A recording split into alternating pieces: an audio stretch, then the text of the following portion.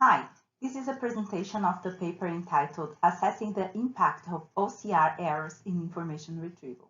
This work was done by Guilherme Basso, Gustavo Lorenz, Dani Vargas, and Viviane Moreira. We are from the Institute of Informatics at URGS in Brazil. We'll start by giving you the context of our research. It's widely accepted that most of the information useful for organizations is represented in an unstructured format, predominantly as free text. A significant portion of this text is stored in PDF files. PDF documents need to be converted into plain text before being processed. If a PDF file was created from a scanned document, it contains an image of the original document and needs to go through OCR so that its textual contents can be extracted. Our motivation is that the output of OCR may have errors, and these errors can have a negative impact on the quality of IR systems. These problems affect even mainstream search engines. This figure shows a snippet generated by Google Scholar for the query information retrieval techniques and its corresponding PDF source. We can see that even in this small snippet, there are 4 errors. In 3 cases, a word was erroneously separated into 2, and in 1 case, 2 words were joined into 1. The negative effect here is that the query with a correct spelling of these words would not be able to retrieve these documents. Our goal is to revisit the problem of retrieving OCR text and quantify the impact that potential errors have on the quality of IR systems. Ideally, to do that, we would need an IR test collection with source PDF files, their extracted and corrected versions, a set of queries, and their corresponding relevance judgments. Unfortunately, this collection does not exist. So instead, we use a systematic error insertion procedure on a standard IR test collection. The main differences between this work and existing works are: we assess the use of stemming, more recent ranking algorithms, and more levels of degradation. Also, our experiments were done in a text collection in Portuguese, which is a language that has been largely overlooked in IR experimentation. Here's an overview of our error insertion process.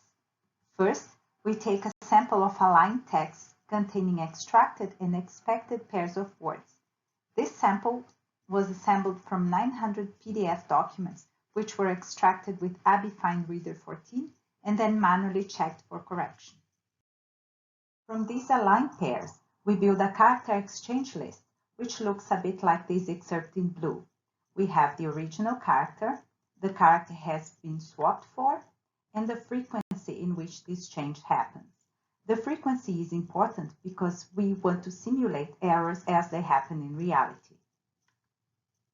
Error insertion takes 3 more inputs: the original clean documents, which come from the Folha de São Paulo test collection, which is a Brazilian newspaper; the error rate, which specifies the desired level of degradation; and candidate selection, which is a configuration that informs which set of terms can have errors inserted. In our setting, they were either taken from the entire set of documents or just from the judged documents. We then iterate through every candidate term in the document and decide whether it should be modified with a probability equivalent to the given error rate. In the end, our output has documents with artificially inserted errors.